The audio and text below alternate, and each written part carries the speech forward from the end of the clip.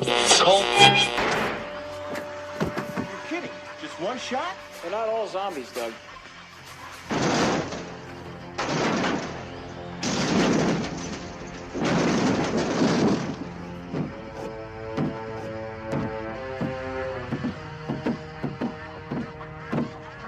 How do you fight this thing?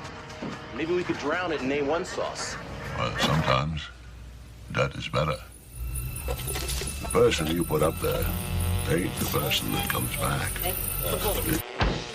It's a dance song to get down with. About 6 feet under. Get there. Ooh, I love this song. I'm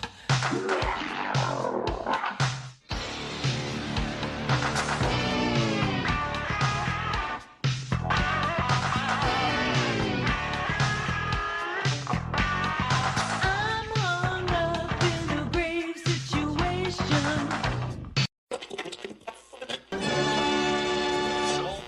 And now we come to the thrilling final episode of our radio drama. Hello and welcome to another episode of the Rotten Views Podcast. Hopefully you guys are all enjoying your evening so far, or your afternoon or your morning, depending on whenever you are listening to this podcast. We are getting into our episode 2 for our Kaiju month here, where we're going to be watching the 1992 film Godzilla Vs Mothra, The Battle for Earth, which originally came out December 12th, 1992. Director Takao Okawara, and it's obviously distributed by Toho, Sony Pictures, and TriStar Pictures. Box office of 3.77 billion yen. I don't know why that was so hard for me to read, but you know, it is what it is. Can you believe we are already on episode 141? I think that's so crazy to believe, and I appreciate you guys all for hanging out on the podcast. Within this last month, I've already seen an additional 140 listeners, which I think is amazing. I appreciate you guys all for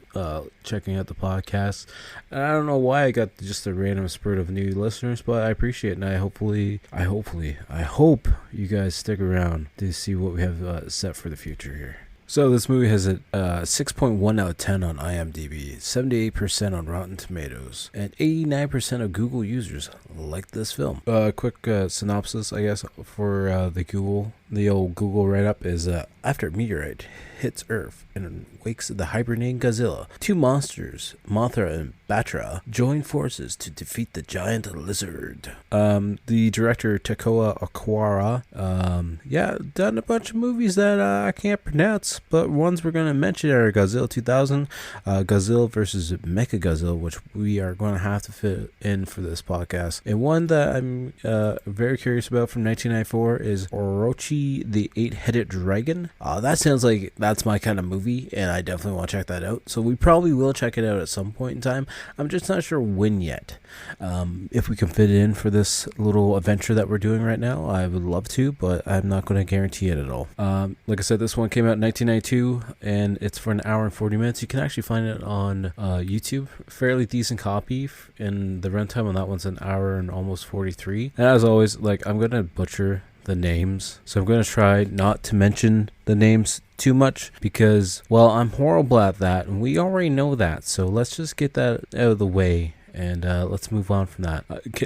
I don't know if I mentioned on the last one, but looking at these original Godzilla Japanese movie covers and posters, such amazing art. I would love to have them all just framed up. I think they look so amazing. The plot summary on IMDb, a little bit bigger. The Earth is headed for disaster, and when an archaeological research team visits Infant Island to find out why, they discover two tiny women who reveal that the Earth is fighting back for all the harm humans have done here, and sends out the evil Batra to destroy us. The Cosmos, as the girls are called, offer their help by calling Mothra to battle the creature. Unfortunately, Godzilla also appears, and a three-way battle begins, and that threatens to destroy Japan. That's just crazy. There's a goof, I guess, when the larva Mothra bites Godzilla's tail in the ocean. Look closely at the base of the tail as it's tossing Mothra upwards. You can clearly see the tail is a separate prop on some kind of support that has distorted its shape, widening it unnaturally, apparently. So also some trivia. Apparently Mothra stars in the movie because a poll showed that she was the most popular monster among women, who made up the bulk of movie-going audiences. The lighter tone, the family-oriented romance story, and child main character were all put into the movie to appeal more to a crowd of women and children. These factors contribute to the box office success, becoming the most successful Heisei film, and brings in profits not seen since the golden age of the 1960s. So yeah, I think that's pretty interesting. I like, it's gonna be different. I haven't watched this one in a long ass time, so hopefully it's enjoyable. And like I said, the characters' names I'm probably not gonna be bringing up often or ever, just because it's gonna screw me up. I'm just gonna be honest with you guys. It's probably gonna screw me up because looking at the actors' names, there's like I don't know, even like Akira Takarada, who's an environmental planning board member. You have Professor Fukazawa Masako Tazuka, played by Satomi Kabushia. Yeah, we're just gonna give up there. Okay, we're just gonna give up there. If you don't like it, I'm sorry. Maybe this will be a one-shot thing, and I won't ever do a kaiju month ever again. We'll see. We'll see how it goes. Unless somebody wants to do like a kaiju podcast with me, then I'd definitely consider that. And I love to learn some more and have some knowledge about what the hell I'm talking about. Because really, I'm just going by the what I remember as a kid and the various little things that I looked up over the years. And yeah, I don't have a lot of knowledge about this stuff. I don't have a lot of knowledge about much, to be honest with you, but this is fun to do, so I'm just gonna keep doing it, and hopefully you guys keep enjoying it. That's all I can say. Something I do want to say before we do get in the movie, as always, there will be spoilers, so if you guys don't want to be spoiled about the movie that we're going to watch and talk about right now, feel free to hit the pause button, go on YouTube, you can watch it on there for free. But hopefully you guys will come back, because I do appreciate you guys being here and sticking around with me and hanging out. It does mean a lot to me, and if you guys can hit that subscribe button on whatever platform you listen to, follow button, whatever it might be, and leave a rating or review if you can, that'd be appreciated.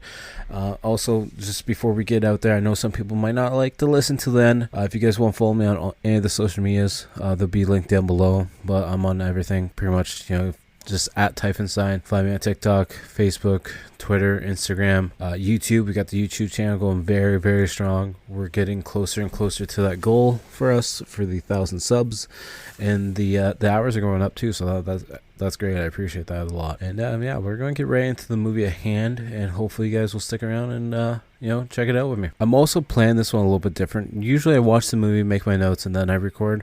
I'm going to try doing the notes on the spot as I'm watching the movie, and hopefully that'll save me, I guess, a little bit of time in the long run, but hopefully it will still be just as effective and as good of a podcast as the other ones have been. If you guys want to consider them good podcasts or not, I don't know. I think I'm mediocre at best, but that's just my opinion, and that's my opinion on everything I do in life. Presents Saturday Night at the Movies, the television series which each week brings you the finest in recent motion pictures.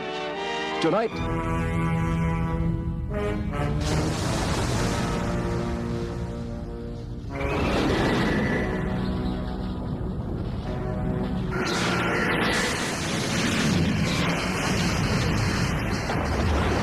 超ドラゴン怪獣出現。その名はキングギドラ。ゴジラ対キングギドラ。12月決戦。ゴジラ最強のライバル、超ドラゴン怪獣現る。その名はキングギドラ。迎え撃つゴジラ。果たしてどちらが勝つのか。ゴジラ対キングギドラ。12月決戦。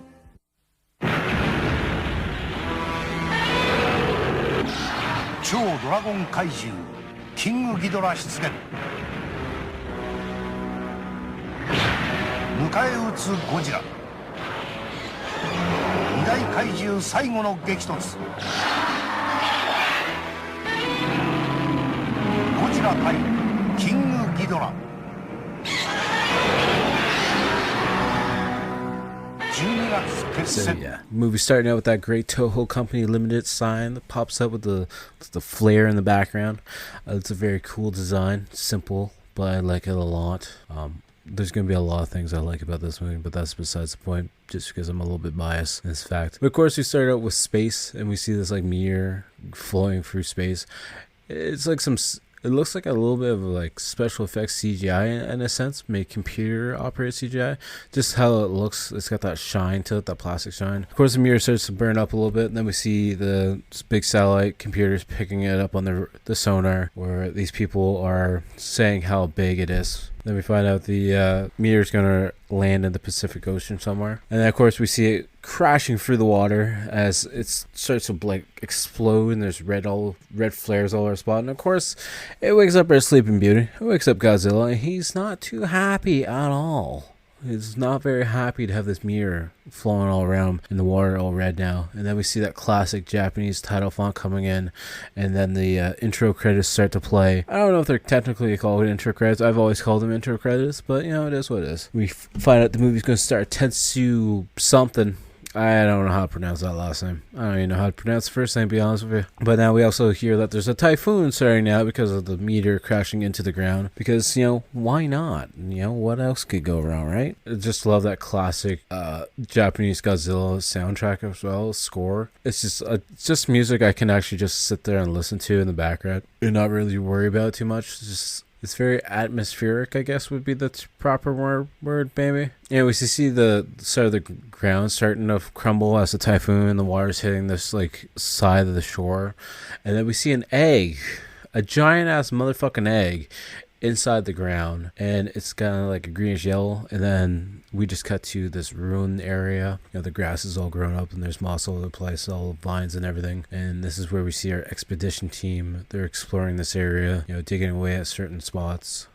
They're down in one little base area where they're digging away at the stone. Correction, maybe it's not like a full expedition team. All we see is the one guy who's pulling this big giant slab out of the wall to see what's behind it, thinking that there's going to be like some ancient Egyptian kind of throne or sarcophagus behind it. And he pulls a stone out, lights this lighter. We see this like elephant statue. I'm sure there's a proper term for this.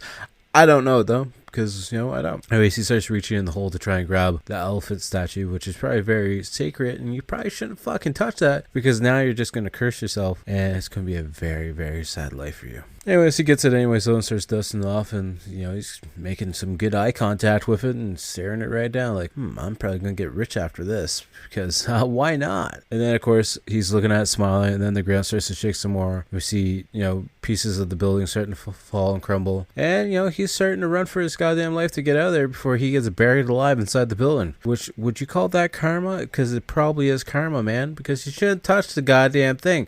Just leave it alone. Sadly, we would say. He doesn't get crushed, though. He's still alive. He's a little dusty and a little bit, you know, dust infused into his lungs because he inhaled so much of it, but he's still alive. And then we see parts of the floor starting to sink in. It's all these square panels. They're all starting to sink into the floor, and he's like, oh shit, what did I do now? Yeah, you probably should have put the elephant statue down. That's what you probably should have did. You probably should have never took it. But now he's running up the stairs to get out of there, because the stairs are also crumbling behind him as well, because this whole place is fucking booby trapped, and you're making the mistake by taking this elephant statue, my dude. He makes it up the stairs and out of the thing, but then he's greeted by another guy who has a gun pointed at his face. Actually, there's a couple guys, I should say. It's not gonna turn out good for him, because he's gonna be in a lot of fucking trouble now. Which rightfully so. You don't just go into an area that's probably very ancient and just try to steal stuff to try and make profit off it, because you're a fucking asshole. But that's just my opinion. We got to see him in the jail cell now, where he's being greeted by maybe two lawyers. I'm not too sure, but the one old guy just says he brought someone with him, and she's a single lady who's a you know, fancy archaeologist, and I don't know what the hell that has to do with anything. I don't see. But now we cut to them all outside just enjoying the sun, where he's though handcuffed to another guard maybe, or another lawyer. I'm not too sure who he's handcuffed to. But this is where the old guy is mentioning to the guy who was arrested about the giant mirror that crashed into the ocean.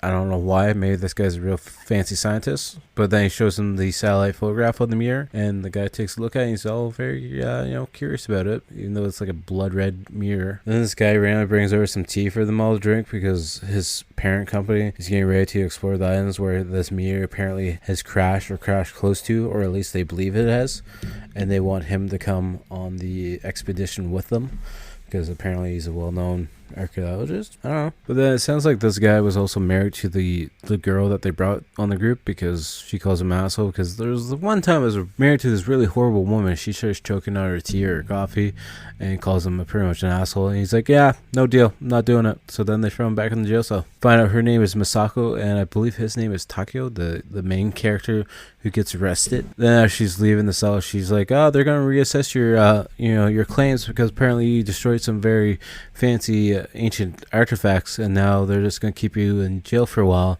So then he starts screaming for them to come back, because he doesn't want to be stuck in jail. He wants to get out and be a free man. So he's going to kiss ass to get out of jail. And then we see this guy showing up to another office where we find out the expedition has left to go towards the island. And like I said, Takio and Masako were actually married at one point in time. They're divorced, and the professor's saying that he thinks it might be pretty hard for them to work together.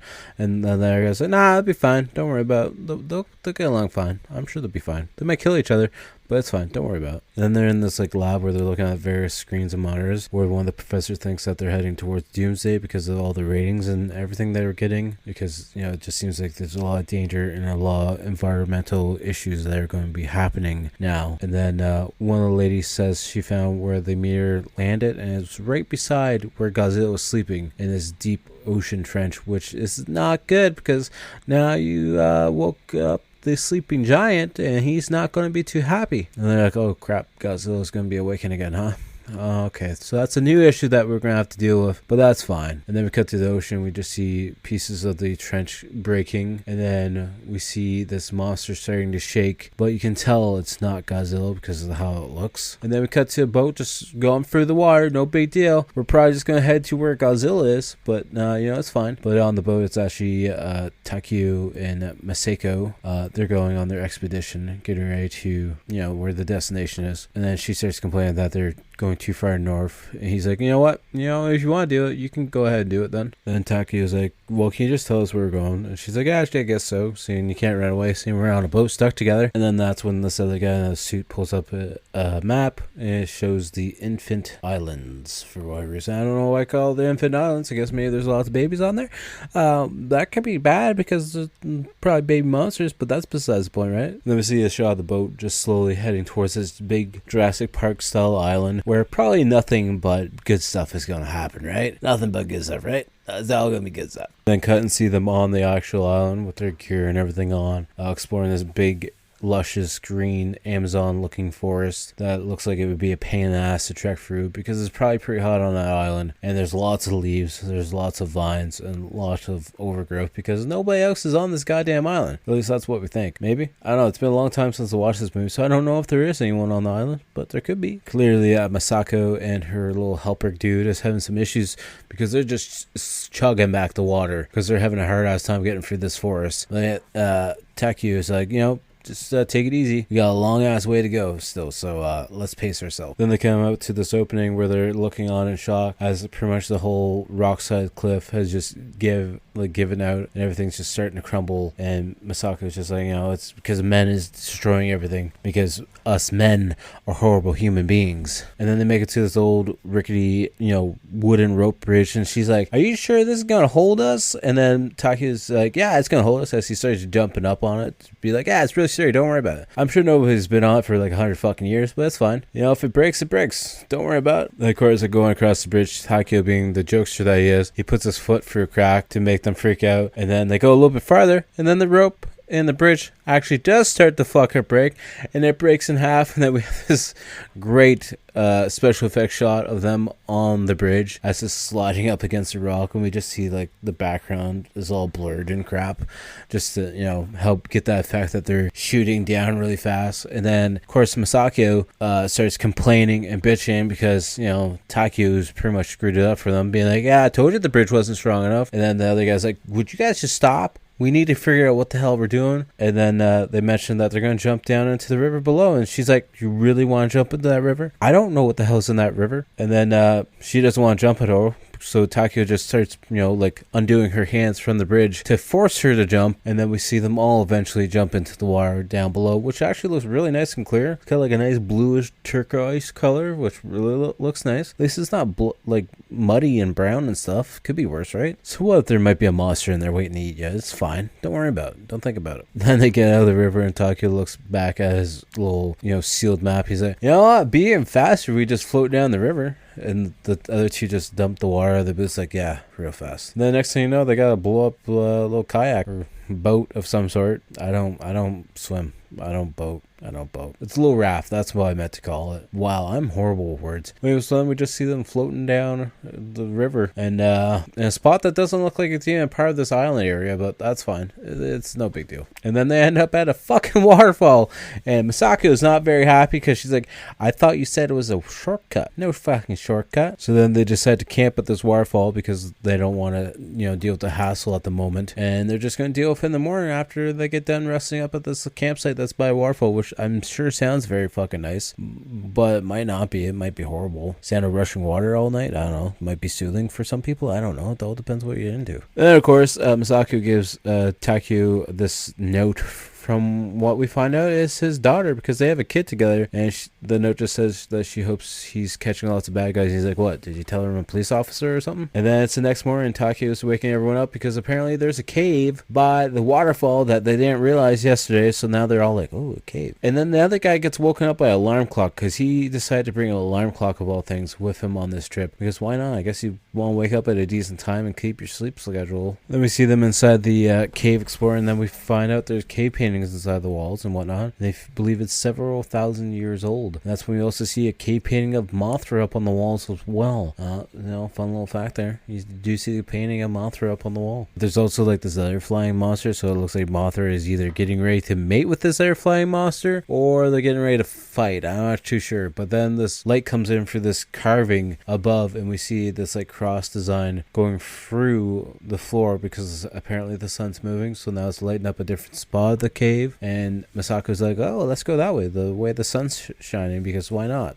What could go wrong? Next thing you know, the tunnel that they take leads them back out to the fresh green area of the mountain, and then they see this giant goddamn egg coming out of the side of the mountain. They're like, oh, look at that, that's kind of cool. I'm sure whatever's inside that's not going to hurt us, right? Then the sound that sounds like fingernails on a chalkboard, Takio decides to go up to the egg and takes his knife out and starts scraping the goddamn side of it to try and figure out what it is. And that's like, oh, it must be an egg. And then the helper's like, do you think it's a dinosaur egg? Takio's like, it's too big to be a dinosaur egg. And then we hear two voices at once, and they're confused as to who's saying it, but then it's the two little fairy characters, the Cosmos, I believe, and they're inside like this flower, and then the guy's like, oh, the flower's talking, but it's actually two little fairy characters that are behind the flower. And the movie gets really weird at this point in time, and not even a really good fun way. We find out the Cosmos apparently are supposed to keep the earth balanced together and keep everyone safe and happy. This is stupid. Okay, just stupid. We're just gonna put that out there right now.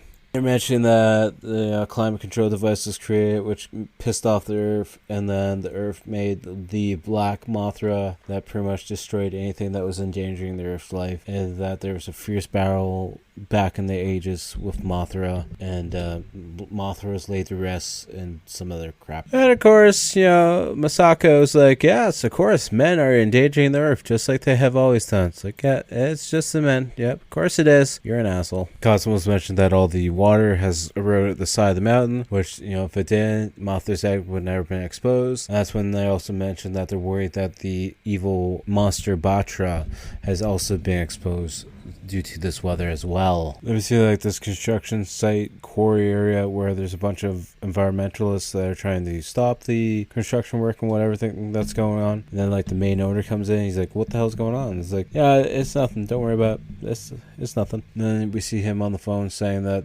about the big egg, saying how he wants to strike a deal with the government to get the egg shipped to Japan and probably make some money on it, because he seems like he's a slumlord anyways. And we find out that guy is apparently the guy that the expedition crew's working with, because the dumb guy's like, yeah, it'll be good because Japan can climate control the egg and take better control of it and care of it, so nothing bad's going to happen to it. And then the Cosmo's like, if you guys think you can save the egg, you might as well take it, but we're going to stay with you anyways to keep an eye on everything, because that's what we're going to do. Then we see this other crew watching the water as they see something big move through the water, and they think it's Godzilla, and then this other scientist guy comes in and he's like, nah, it's Batra, not Godzilla. Definitely Batra. We're fucked. Then we see a couple fire jets getting ready to go up in the air to take on Batra, and they pretty much want to do anything to pretty much stop it. And apparently it's making giant waves, so it's going to be pretty much easy to see. And we do see this big giant like snake almost looking thing going through the water, up and down as missiles start shooting at it, but the missiles aren't doing anything because of course it's a Japanese action horror movie, not horror movie, sci-fi movie, and they ain't doing shit because they can't hit the goddamn thing even though it's gigantic. We do see Batra get to the land area of some sort, but then we also see this boat getting its tow line set up, and somehow they got the giant Mothra egg onto this like giant shipping container kind of style ship or barge of some sort. I'm not too sure. I'm not even sure how the goddamn moved it, but it is what it is. It's funny as hell and it's fun to look at, but it's just confusing as hell as to what they used to load it on, because it's gigantic, it's massive. But now we hear that there's a radio warning going on apparently, and Batra is underneath the ground, pretty much digging underneath the cities, and we see a bunch of stuff being destroyed, and then he's coming up through the ground, destroying a bunch of buildings and whatnot, as the radio announcement is still going on the air, and they don't know what to do about it, because rightfully so, there's this giant like slug worm style creature that's underneath the ground, and now it's above, and everyone's running for the life because they're scared shitless because they don't know what to do either, other than get the fuck out of the area before something gets dropped on them. Like as always in all these Godzilla kaiju movies, I love the special effects. I love seeing the monster like tumbling through the building and destroying everything as it's making its way through the scene, and to know that it's actually like just a normal guy inside a costume destroying this giant set piece that they've just built up, and God knows how long it took, and we just see everything destroying. So it makes you wonder, like, is this all one shot, a couple shots, and how easy is it to rebuild it? Do you have to build the whole thing again? But then we see these little tanks coming in the scene, and as they're trying to shoot up at Batra, and everyone's just still running for their lives to try and get out of the area before they get crumbled pretty much. I know it's still like it's directed to girls apparently, but it just reminds me of being a kid, playing with my toys and just wrecking havoc on whatever Lego set I built at the point in time. But then we see a bunch more tanks come in, start shooting at Batra. He's pretty much got this laser attack, just literally just starts blowing up the tanks like there's no issue whatsoever. And then we see the special fancy tanks coming in with laser beam cannons and whatnot, because that's pretty cool. Everyone needs a laser beam cannon tank, because why not? It's cool. We need at least 5 or 10 of those motherfuckers. It looked like the laser beam cannons were doing a little bit of damage, but then it looks like they're not doing any damage at all, because then Batra just keeps going through a different spot of the city and starts destroying more buildings with his purple laser beams, and we just see smoke all over the place, flames going all over the place, and then he decides to get down on all fours, I guess. Maybe not all fours, because he's probably like a slug, and he starts burying underneath the ground again, and the scientists in the lab are all like, oh crap, where is he gonna go now, because I have no idea where he's going. Then we have another radio ad while they're on the boat saying that they're worried where the creature's going to come out next, because they have not been able to spot him at all. And that's when the captain of the boat's like, there's a big creature in the water, and I'm a little bit worried about it because I don't know what's going to happen. And we look at the radar and we do see a giant creature moving on it, but is it Batra or is it Godzilla? Which one is it going to be? And then we see it starting to come through the water, and then we see this blue beam shooting out of the water, and everyone goes out on the boat to look, and they're all looking on shock. And then Takyu's like, it's Godzilla. And then we see Godzilla's tail just whipping out of the water. It's like, yep, it's Godzilla, because here comes his spine and all his other cool parts. And we have the Godzilla roar, which I just love because I think it's an amazing roar, with the Japanese score playing in the background just to add even more effect to it. Then one of the scientist guys like, the mirror, which is pretty much just a detonator to set off, a time bomb, which we know is Godzilla. And then on the ship, the egg starts to glow, and everyone kind of looks on in shock because they don't know why it's starting to glow. And then Takyu starts running away down the stairs to figure out what the hell's going on. I don't know what he's going to learn anyways. He just keeps going farther and farther into the ship. Takyu makes it to like the control parts for the ropes for the barge, and he goes to release the barge, but the other guy comes over and stops him because, you know, he's like, I can't let you release the egg because we got to take it back to Japan because that's part of my contract because I'm an asshole and I'm more worried about making money than all of us being safe. But, you know, that's besides the point. And then they start fighting on the ship. And, you know, it's some classic Japanese fight scenes here. You know, we've got the weird movements and the weird sounds for punches and kicks. And a lot of moaning and groaning. And, of course, we see that egg start to crack and start to glow a little bit more. And then Takeo starts releasing the rope some more because like, I ain't being involved in this. We're letting go of this barge, and whatever happens because I am not being responsible for this creature. Then everyone on the ship just watches on, even the Cosmos, as we see the egg hatch and Mothra start popping out of the larva Mothra.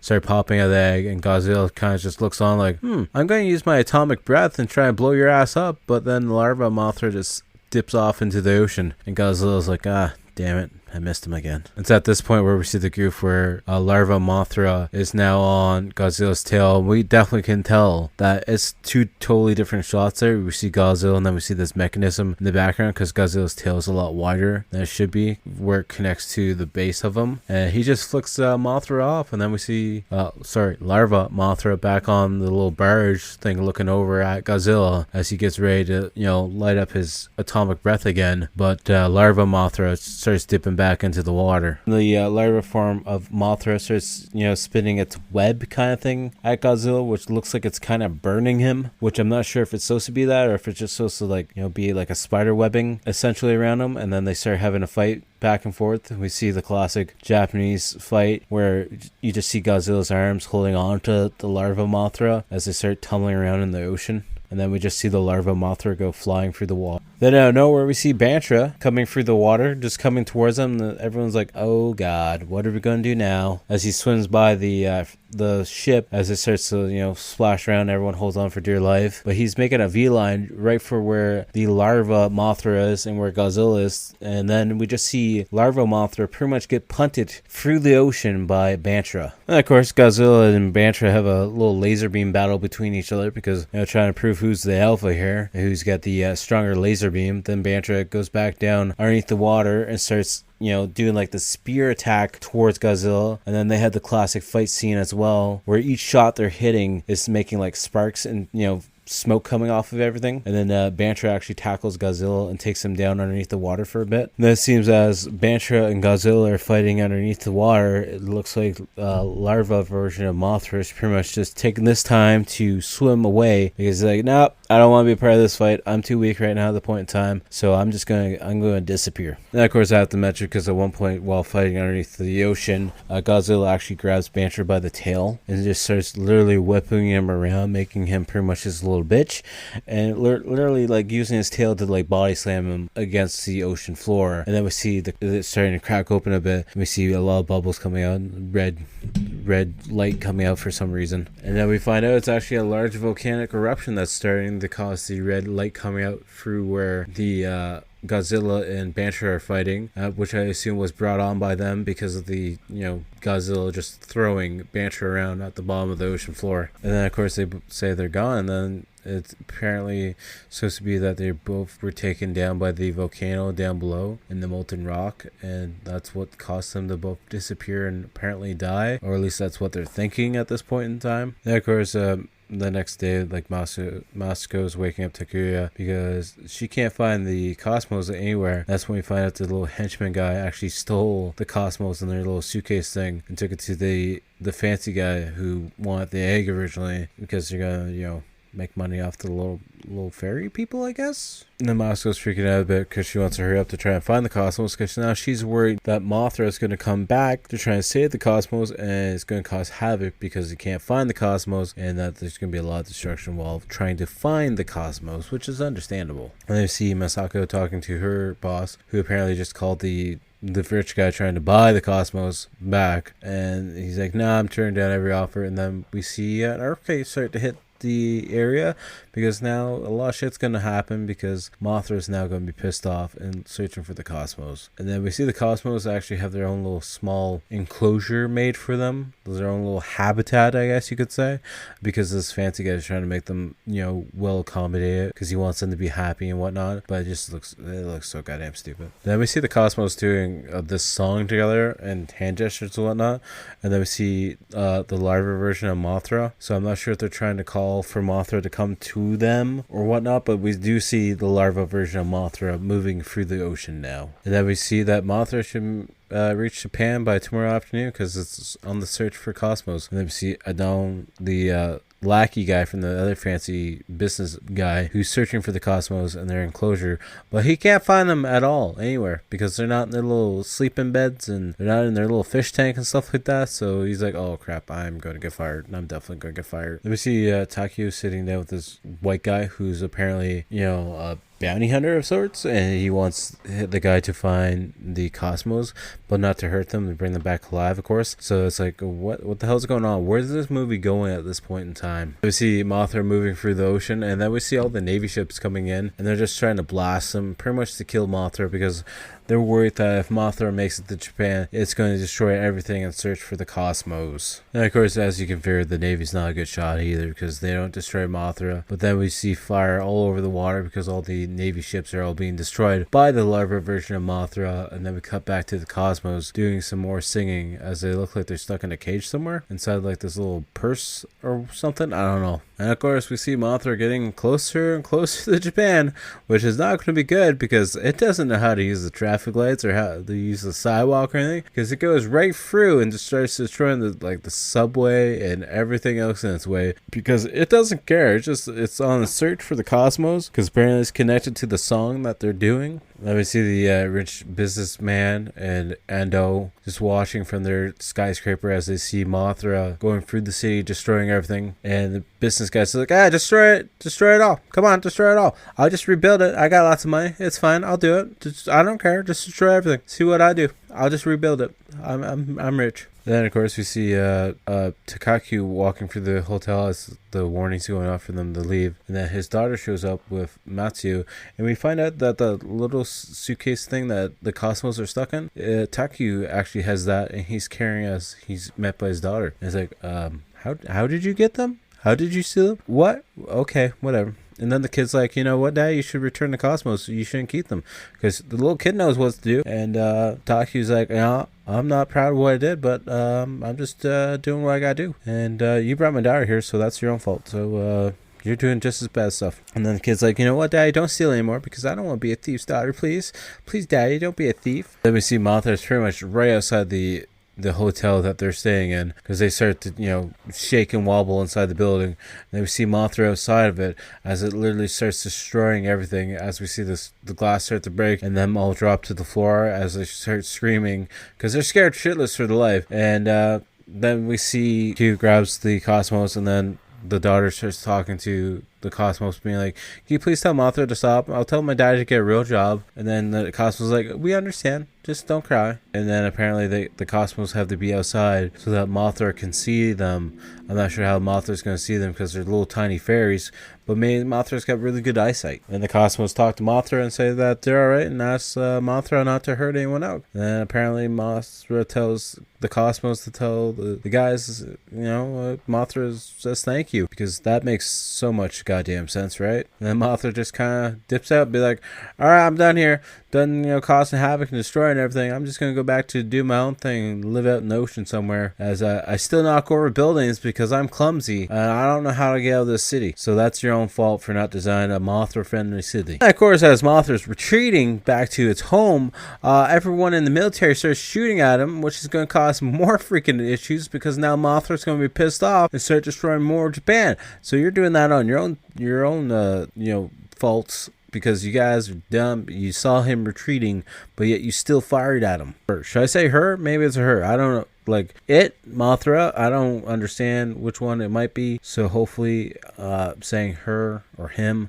is not going to offend anyone. But if it does, I'm sorry. Then in the science lab, they see that the pressure of the magma in the volcano has risen a lot. And then they're like, in an hour, we gotta get everyone out here because there's gonna be a lot of issues that are gonna happen because this volcano's pressure is getting very, very strong. And then we cut to the military that's looking at Mothra, and he's like resting up against this fancy building. I forget what they called it. I should have wrote it down, but I didn't. And then Taku's daughter's like, is Mothra dying? And the Cosmo's like, no, this is just the end of Mothra's larval stage, and it's going to pretty much evolve into this nice, pretty little butterfly. It's not really little, but it's going to be pretty. Then the music starts to change, and the lighting starts to change, and then Mothra's like looking up in the sky as it's spewing out its like webbing smoke kind of looking attack as it's getting ready to change into the butterfly version of itself. And of course, Edon and his boss are watching this news report where they're at the presidential building and talking about Mothra's cocoon stage. And that's when he mentions that he sees the Cosmos and he wants Edon to go get the Cosmos back because he wants the Cosmos for himself because he wants to be the richest man and all this other bullshit that doesn't make any fucking point and difference. And then we see the volcano starting to blow up in the building they're in, starting to shake, and everything actually starting to shake because it's causing earthquakes and whatnot, and it's Mount Fuji getting ready to erupt essentially. Then we see Adon leaving his boss because his boss is an asshole, and he goes to fire him anyways just because he refuses to go get the Cosmos. And he's like, you destroyed everything here and you deserve everything that's coming for you. And then we cut back to the president building wherever the cocoon is, and we see the cocoon pretty much lighting up. But then we see Godzilla coming out in the background as everything starts to shake and spark, and there's smoke and everything going all up, and flames, and lightning coming from God knows where as Godzilla just starts screaming, and Masaoka is just like, oh, Godzilla, oh no. That's not good. Then we get this like aerial shot from the helicopters as it's looking as Godzilla's leaving Mount Fuji, and they're like, "Oh, Godzilla, yeah, no shit. What else did you think was?" Yeah, of course they thought he was buried underneath Earth's crust, but apparently he's no longer there because he's Godzilla. And while Godzilla's making his little trek towards the city, he actually takes out the power lines and takes out all the power for the city. And then there's just the emergency backup power that's running the science lab. Then the phone goes off, and the old guy picks it up, and he's like, oh, Godzilla's alive. Yeah, we already figured that out, didn't we? Because we looked at the sonar, and we saw a heat signature and everything. But I guess that doesn't make a difference. And of course, we cut to the Cosmos. They're starting to sing a little bit more. And then the cocoon that Mothra is inside starts to light up a little bit more. And we can tell that the transformation is getting closer to being complete at this point in time because it starts to move. And we see Mothra starting to come out of the cocoon stage. And everyone literally that's been at that building watching just literally watches Mothra come out of the cocoon form and literally just fly off, and they're just standing there watching like. And then Taku's daughter's like, nice! And then apparently Cosmos mentioned that Mothra's going out to find Batra to go destroy him. I guess we're not going to worry about Godzilla at all. But then, yeah, we see Batra coming through the water again, looking all pissed off with his red eyes and bullshit. Batra also has a new form as well because now he's in the same version as Mothra. He's in his flying form now. That looks like it's like a pissed off mosquito or, I don't know, something along those lines. And then we see the laser tanks starting to shoot Godzilla because they want to try and change his direction to try and force him back to heading towards the sea because that's where Godzilla usually hibernates and whatnot. So they're hoping that if they get him back to the sea, there will be less damage, of course, to Tokyo and whatnot. But hopefully he'll also go back to, maybe just hibernating or, going on his own just to not destroy everything around him. Of course, we get some more battle scenes with that. Then we see smoke coming all over the place and all these lasers and whatnot. And it's just a fun little scene because, you can't go wrong with these classic Godzilla battle sequences. And then we hear a news broadcast that says Godzilla is approaching Yokohama City and that they're trying to evacuate the entire city because they're worried that everyone's going to die. Because Godzilla is one big-ass boy who literally just walks through everything. And then we cut and see Mothra flying through the sky as well as his eyes start to light up more, glowing blue, as it's heading towards Batra. Of course, Mothra finds Batra, but then he starts flying away from Batra because Batra starts, shooting lasers at him and attacking him. And then we see Godzilla's coming through Yokohama or wherever it was, I said, destroying everything. And we see this big light up Toshiba billboard, which, gotta love your ad sponsoring, right? And then we just see more of the scenery being destroyed by Godzilla, who's just, no care in the world, just walking through everything because he doesn't give two shits about what's going on at all. There's obviously not too much I can say between the Mothra-Bantra fight because it's literally just two creatures flying around the city as one's getting blasted while the other one's trying to retreat, to the point where Mothra then gets blasted so much that it actually falls down to the ground, like by this fair area, where Mothra or Bantra just keeps laser beaming him. But then we see Godzilla coming in from the distance off, and we're going to assume that he's going to attack Bantra and kind of help out Mothra in the moment. We see Bantra then taking on Godzilla, and actually he knocks a lot of stuff on top of Godzilla, and we think he's down. But then we see the blue atomic breath coming through the rebel and actually taking on Bantra, and then we see Godzilla actually grab Bantra by the head and start flinging him around and throwing him down on the ground. And then while Bantra is down on the ground, we see Godzilla using his atomic breath some more to blast Bantra while he's, immobilized. And then we see Mothra starting to show signs of life as well again. And Mothra, being the little shit that it is, comes in and starts laser blasting Godzilla because apparently your enemy of my enemy is my enemy? I don't know the saying. But, apparently it's just everyone out for themselves. But then Mothra comes to fly down and look at Bantra like eye to eye. And they kind of have this little moment together where they make some squeaking sounds. So I'm not sure if Bantra's the male version of Mothra or something along those lines. But then Mothra is checking in on Bantra, and it's just weird. Then Mothra's antennas start, glowing a bit, and then the Cosmos starts singing, and they start to glow as well as the antennas are glowing towards Bantra. I'm not sure if this is a mating sequence or what the hell is going on, because it doesn't make sense at all. I guess it's the romance side of this movie. But then we see Mothra's wings starting to light up some more. So I'm not sure if he's taking the life force out of Bantra or what the hell is going on, because I don't remember at all. And then Godzilla pops back up to break up this little romantic harmony between the two of them, and then Mothra just goes right for Godzilla, and then Godzilla starts fighting back, of course, and literally just starts smacking him midair, and then puts him in pretty much like a headlock, and then tries to rip off his legs at one point in time. And then we see this speckling stuff coming around.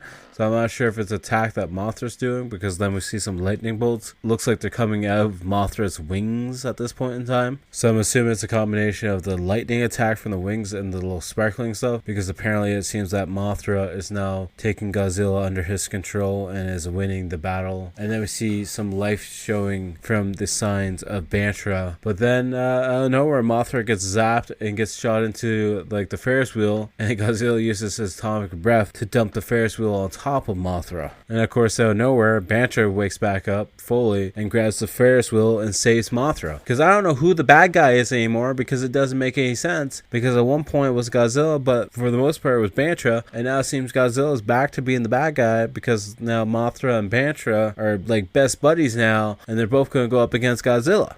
It's kind of funny. Bantra still has the Ferris wheel in its grasp, so he literally flies it right towards Godzilla to use the Ferris wheel as attack, and then Mothra comes in behind and starts blasting Godzilla as the Ferris wheel is now wrapped around him, and he's down on the ground buried beneath the Ferris wheel metal. And then the both of them, Mothra and Bantra, just start laser beaming the shit out of Godzilla while he's down on the ground. But of course, Godzilla gets back up and he's more pissed off than ever, and then we see a laser show in the sky, because we have Mothra's laser beams going one way, we have Bantra's laser beams going another way, and then we have a Godzilla atomic breath laser beam just going all over the goddamn screen as he's trying to take down both Mothra and Bantra at the same time. Then for the combination of the attacks between Mothra and Bantra, we actually see Godzilla finally get dropped to the ground, and we think that maybe he's out for the count at this point in time, because with the various lightning bolt attacks and this stun spore from a Butterfree attack, I'm not sure what's going to happen. But then we just see Bantra and Mothra talking while flying in the skies together, and I have no idea what they're saying to each other, because there ain't no subtitles for this kind of stuff. So then out of nowhere, Bantra goes to body slam Godzilla while he's down on the ground. And then out of nowhere, Godzilla literally just wakes back up and goes right for his throat, and we see a greenish yellow slime filling up Godzilla's face, because we pretty much assume Bantra is now dead, because Godzilla just went right for his throat. And then Mothra lands on Godzilla's tail, and I'm not sure if he's gonna, I don't know what at this point in time he's gonna do, while just attached to Godzilla's tail, as Godzilla's atomic breathing Bantra right in the face. But then as Mothra is connected to Godzilla's tail, he starts lighting up, and we see him trying to fly up in the air with Godzilla. Somehow Banshra's still alive though, because the two of them are together flying, carrying Godzilla over the ocean and getting ready to drop him back into the ocean where he deserves to go and stay. And everyone in the stage is cheering. They're like, yeah, they beat him. No, not really. They're kind of just flying away with him, taking him to a different spot. I wouldn't really say that's beating him, because is Godzilla ever really beaten? Is he? Is he really?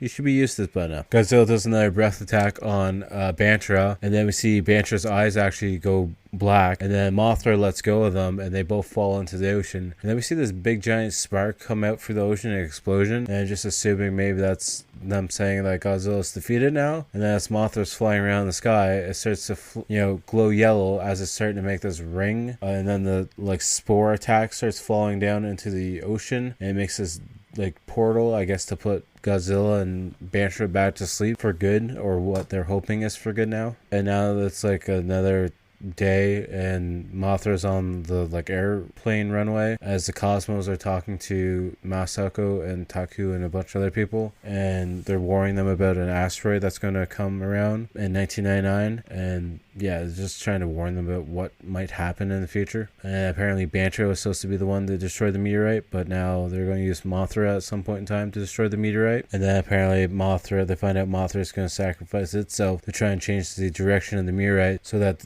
everyone will be still alive, and that Earth will still be, well, and everyone on it will be well. And then the Cosmos and Mothra get ready to go away, and everyone just waves at them, saying, see you later. And Mothra goes on with its little merry way to try and save the world. And then the movie just ends with everyone watching as Mothra flies away, and then we see Mothra up above the Earth as it's flying towards where the meteor is coming to try and divert the attack to save the planet. And yeah, that's just how the movie ends. So it's just Mothra vanishing off into space, and the credits start to roll. Fun one. Not a great one. Still a fun one nonetheless. I probably wouldn't put it up there with the best Godzilla film, but I think it's good nonetheless. It is definitely, there's that romantic side of it that I didn't really talk too much about because I really didn't want to. The whole divorced couple that seems like they're going to come back together, whatnot, for their daughter. But yeah, a fun one nonetheless. I would give it just a 5 out of 10. I'm not gonna lie, Mothra is not my favorite Godzilla character in the universe, so just a solid 5 out of 10. I thought it was decent, but nothing stellar or amazing. But yeah, we're gonna have to pick what we're gonna watch next time, so we'll have to wait and see what that's gonna have to be. So for the magical power of editing, it's actually been a day and a half since I did this part of the podcast. I finally decided what we're going to watch for the next podcast. Needless to say, I got sidetracked with some artwork and whatnot, so I didn't get around to picking the movie yet. But now we are going to watch a movie from 1967, I believe. It's an hour and 27-minute runtime. You can also find it on YouTube. We're going to watch Gamera vs. Gaios. I probably watched this one. I don't remember though. It looks fun, and we're just gonna watch a Gamera movie because why not? Gamera's kind of cool looking. I did a drawing of him many years ago, but I'm not even sure if I finished it. So maybe we'll do a new one just for fun for the podcast. Who knows? But yeah, as always, if you want, make sure to check out the band featured at the outro of this. Toronto-based horror band Blood Opera. You can find all the links down below. You can find them on SoundCloud, YouTube, Spotify, Instagram, Facebook, pretty much anywhere and everywhere. And if you want to follow me anywhere, just at Type and Sign. Links will be all down in the description as well. But you can find me on all things like TikTok, YouTube, Facebook, Instagram, Twitter. YouTube being the main thing that we have been pushing, and it's growing, and I appreciate all the support you guys have been showing on that. And hopefully you guys will go hit that subscribe button and leave a review or a rating for the podcast. On Spotify, you can leave a star rating, and on Apple Podcasts, you can leave an actual written review. Or just, send me an email, the rottenviewspodcast@gmail.com account. I'd love to hear from you guys. And until next time, I'll talk to you guys all later. Peace. I am the whisper in the classroom, the writing on the wall. What's blood for, if not for shedding?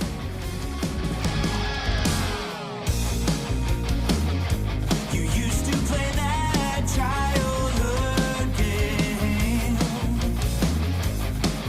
didn't you?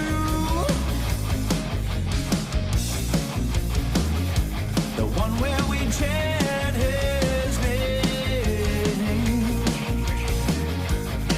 Was it true?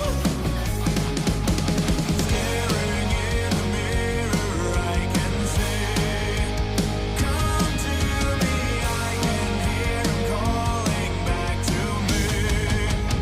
Be my victim, Candyman. When I say his name again, and then will appear, my whole world disappear.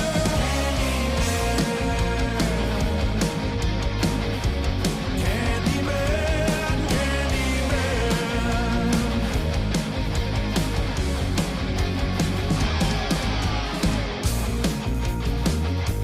Was it for real this time, or a dream? Was it